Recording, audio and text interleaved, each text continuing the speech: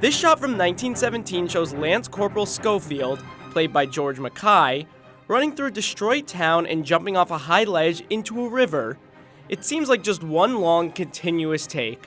However, if you look behind the scenes leading up to this, the camera crew had to chase after George by jeep, motorcycle, and even by foot, as the actor then jumped off a ledge onto a mat, which was cobbled together with another shot of the character jumping into a river. This is just one of the many crafty ways the filmmakers made the movie look like it is all just one single shot. Getting it right required precise timing, the highest level of planning, and some incredibly clever shooting and editing.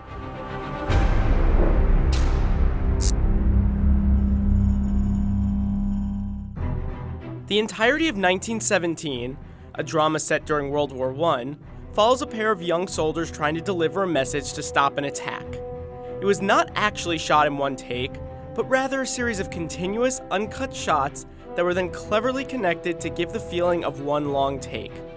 While this has been done before, 1917 presented many new challenges for the filmmakers. One of the earliest examples of a one-shot film was Alfred Hitchcock's Rope. A more recent example is Birdman. 1917 pushes it a step further with its persistent action and the constantly changing terrain. It never uses the same location twice. Who was up for this daunting task? Cinematographer Roger Deakins. Deakins earned a reputation as one of the greatest cinematographers alive today, thanks to his masterful work on movies like Skyfall and Sicario. He earned the Best Cinematography Oscar for Blade Runner 2049. I mean, this is not sort of style of filmmaking that is right for every film. It's a very particular film. Director Sam Mendes wanted to create an immersive experience and put the audience in the shoes of a British soldier fighting in World War I. Getting the camera right up in the soldiers' faces as they moved through long, narrow trenches was a major aspect of that. First off, because of all the long takes the crew would be shooting, 1917 required even more preparation than the average movie. For example, the crew built models of every single set, like this farmhouse that the two soldiers visit. Here is the model they built, and here's how it appeared in the movie. The models help the crew see how the overall scene should look. Take the scene where Schofield runs through a destroyed city. It was lit up by flares in the sky. Because the flares were the main source of lighting for certain shots in this scene, the crew needed to time exactly how long the flares would be in the air. So they tested it on a mini model of the city with a light contraption that traced which directions the shadows would move and how light would fall through the building's windows. Seeing the landscapes and sets in person was just as important for getting the entire continuous shot down. The art department built realistic sets from scratch. Each set needed to be able to accommodate the camera's path. For example, the barbed wire the two soldiers walked through in no man's land had angled pathways so the camera could get through. Ramps allowed the camera to pass from no man's land into the lower German trenches. Meanwhile, tunnel entrances had to be the exact right length to accommodate the camera and their cuts. One window was built to come apart so that the camera could pass through it. Perhaps most impressive of all was the 5,200 feet of trenches the crew had to build. As some of the most action-packed and challenging shots happen in these narrow pathways, it was crucial to measure everything. Every scene had to be the exact length of the land. So, if a scene and shot lasted 8 minutes, it had to take exactly that long to get through that specific area. In an interview with Vox, Mendes said they wouldn't build a set until they knew exactly how long it should be. This required a lot of rehearsing. While all films require rehearsals, the process for 1917 was much longer and more rigorous. According to Deakins, on most films, these rehearsals can take place the day of shooting, but for 1917, walkthroughs were happening well in advance. They started rehearsing at Shepperton Studios near London and then moved to the sets.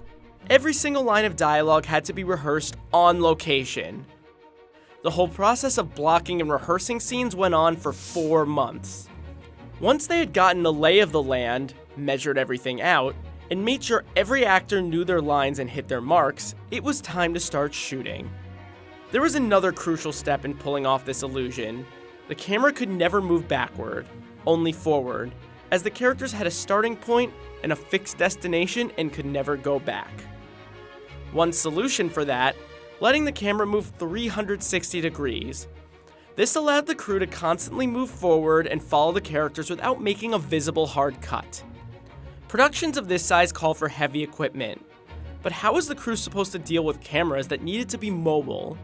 The solution: a new model of high-definition camera that was much lighter and smaller than usual.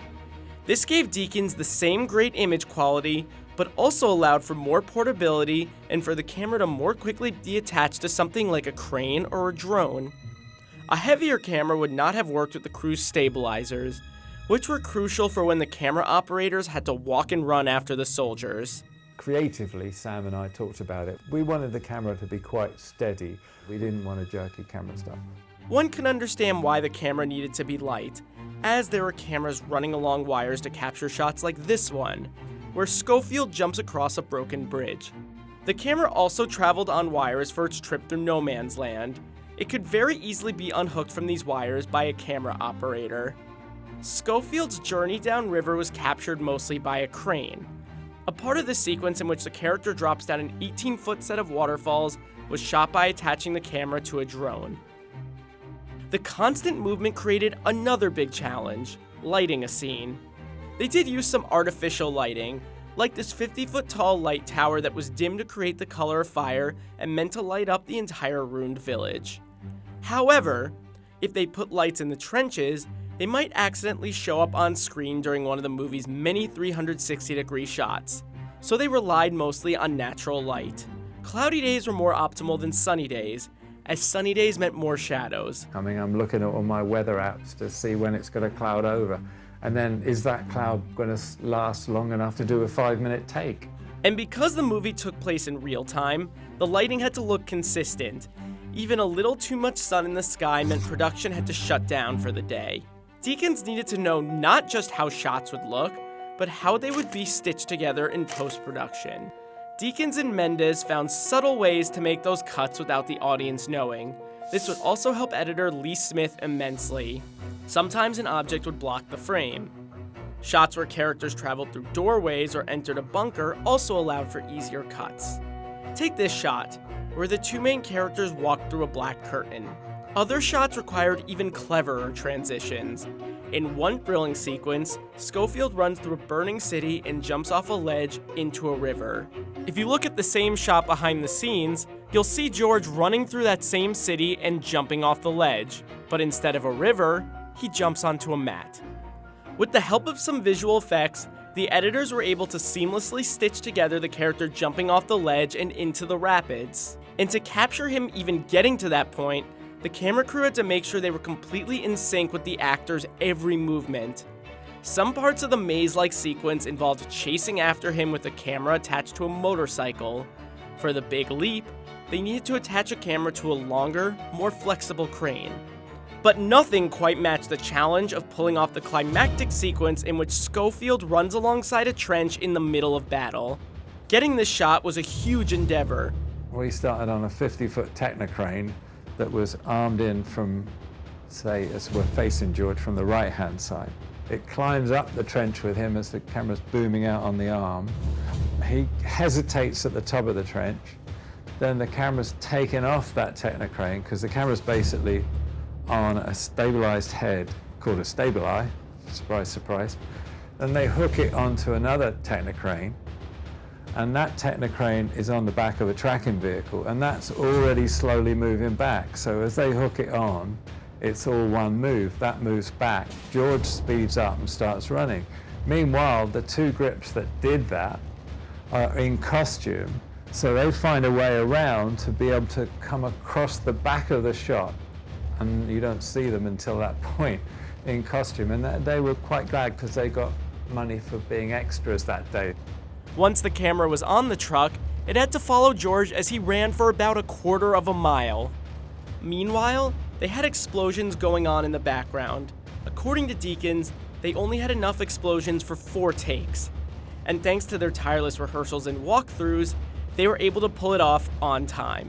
And while everything they did while shooting had to be so precise, there was still room for accidents. As George is running out of the trench, you'll see him bump into some extras. That wasn't planned. The actor bumped into them by accident and they just kept the camera rolling.